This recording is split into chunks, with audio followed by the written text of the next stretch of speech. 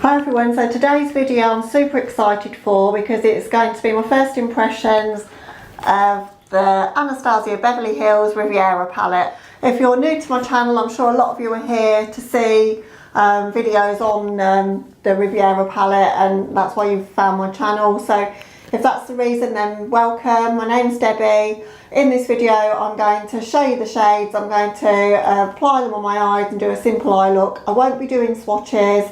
There's going to be lots of videos covering swatches, so I'm sure you'll find those elsewhere, but I'm just going to be concentrating on how the shadows perform on my eyes, which I think is the best test of an eyeshadow formula.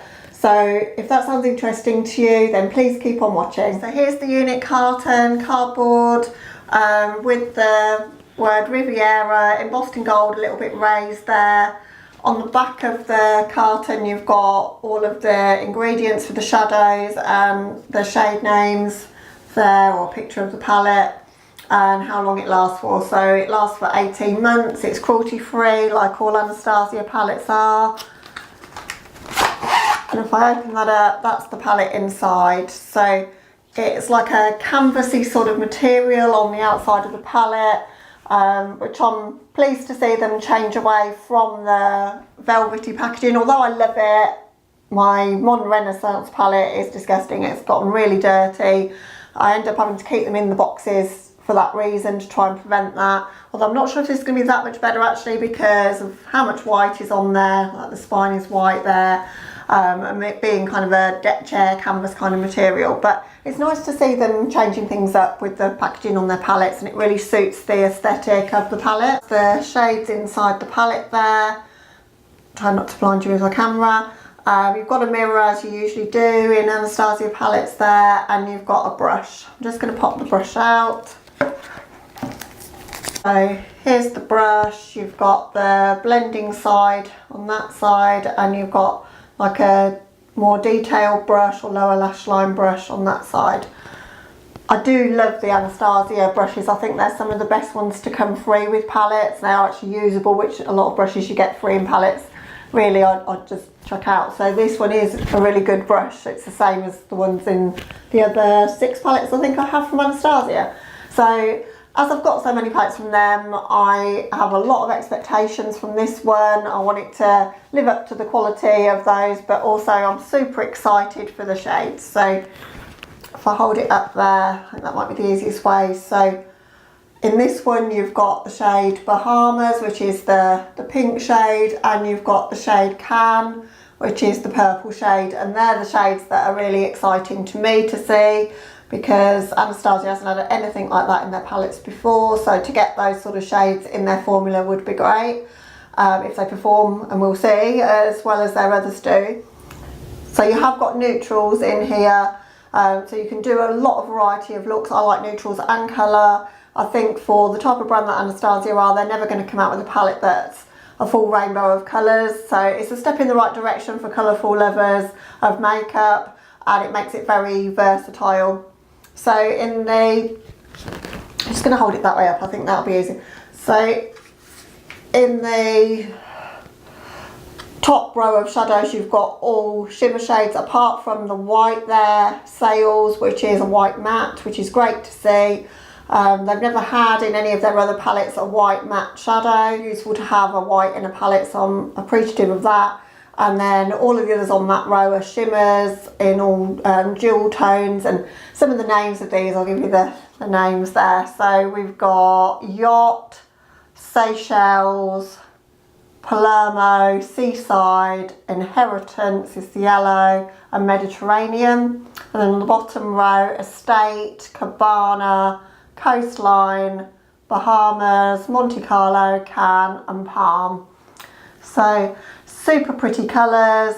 Can't wait to see how they perform on my eyes. So without further ado, I'm going to scooch you in a bit, and I'm going to have a play with them and create a simple eye look just to see how they perform. So to start off the look, I'm going in with the shade Bahamas on a Sigma E25 blending brush, blending that into my crease and keeping that quite tight into my eye socket to start with. Wasn't sure how that shade would apply, so I wanted to keep it quite tight there. I've started off the look as well with tape coming out from my outer corners. I thought that would help catch any fallout, but also it gives you a really sharp line, so it makes it a lot easier to create a winged out shape, which I'm not the best at doing, so any cheats that I can find, I'll always try and use those. I've just used some tape on the back of my hand just to take the stick off of it a few times, and then just applied that to the corner. So I'm dipping back into the pink shade Bahamas and really building that up into the crease area. I'm not finding any trouble laying that colour down. It's not going down patchy at all. It seems to be really nice and smooth. Then to intensify the look, I'm going in with the shade Cans. I'm taking that over the top of the pink shade, Bahamas shade, because I wanted to see how the shades would layer together, and I'm having no trouble in doing that. So the shade Can is the purple shade. I know purples can be harder to formulate, but I don't seem to be having any trouble at all with this one. It's a beautiful colour and it's laying down really nicely and intensifying really well over that pink shade. Now I want to blend out the outer part of the look with the shade Monte Carlo, just to diffuse the Bahamas shade and blend it into my skin. So I'm using really light hand with this shade, and I'm using the same brush that I'd already used for the Bahamas shade, so that the two blend in together, and that's often something that I'll do, because it does help with the blending. Once you've almost got all of the product off the brush, then dip into another shade that you want to blend out with and use that same brush, and that definitely helps, or I find that it does. So I'm just blending that over the top of the Bahamas shade with the Monte Carlo shade until I'm happy with the way that that blend looks.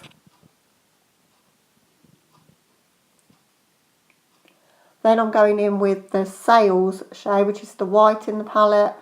I wanted to just diffuse the edge of that Monte Carlo shade and also to provide a bit of a brow bone highlight. Okay, now I'm going in and cutting my crease just using concealer. I often do this, I just find it makes a better base for shimmer shades to adhere to. So I'm not setting that, I've just put the concealer down, but I am tapping out the edges so that I can blend it into the shades that I've already laid down, which were the matte shades I've already used. Then I'm going in with the first shimmer shade I'm going to use in this look, which is the shade Mediterranean. Beautiful blue-grey kind of shade. Packing that into my outer corner, using sort of patting motions, patting and sweeping until I've built up the intensity of that colour that I want. Then I'm going to go in with the next shade I'm going to use, which is the shade Seaside. Quite a unique shade. It's a shade of grey really. It's not as intense as the shade Cyborg from the Sultry palette. It's not as silver as that. It's more of a grey shade, but super pretty, and it blends in really nicely with Mediterranean. And then in the inner part of my lid I'm using the shade Inheritance, the gold shade. Just packing that onto the inner corner of my lid space there. Now I'm going in with the shade Cans on a flat definer brush to line my lower lash line, creating a false inner corner to give me more space for the next shade that I want to lay down. Then I'm going in with the shade Seychelles into my inner corner, packing that into my inner corner, but also wrapping that around the inner corner and onto the lower lash line, because I've left some space there intentionally when I laid down the Can shade, so that I've got plenty of space to show off the Seychelles shade, which is a beautiful colour and my favourite shade in the palette, I think.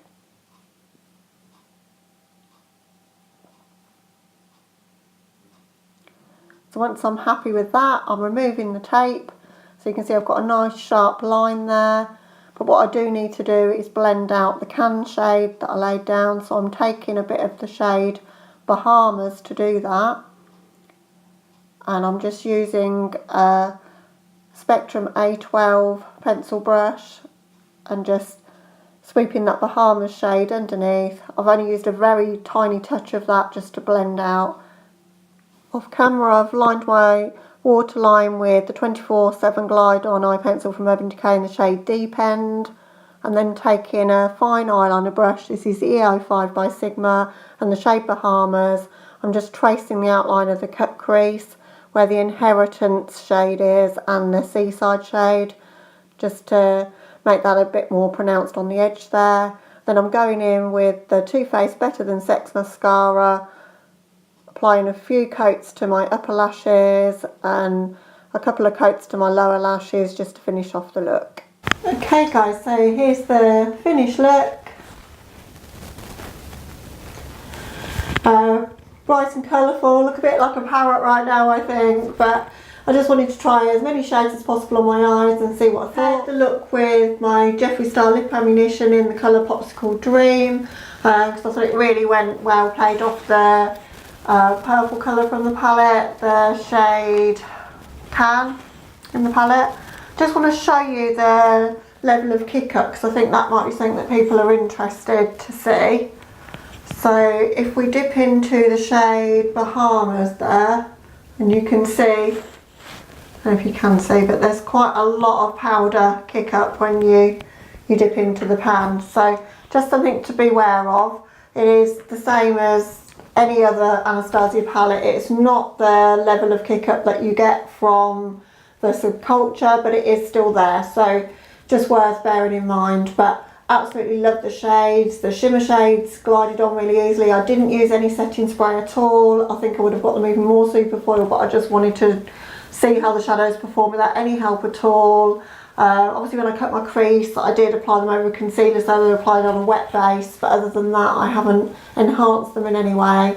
The shade Bahamas and the shade Can, both are beautiful shades, and I think that's why people are going to be buying the palette anyway. So, but the shimmers, particularly the shade Seychelles, the blue there, absolutely beautiful. I love that shade. Went on really creamy, really easy to use. So my final thoughts on the palette: it costs £46 and I think I'm getting a really good palette for my money for that, because it's a great formula both in the mattes and the shimmers. I can use it for neutral everyday kind of looks, but I can also amp up looks and make a multitude of different combinations.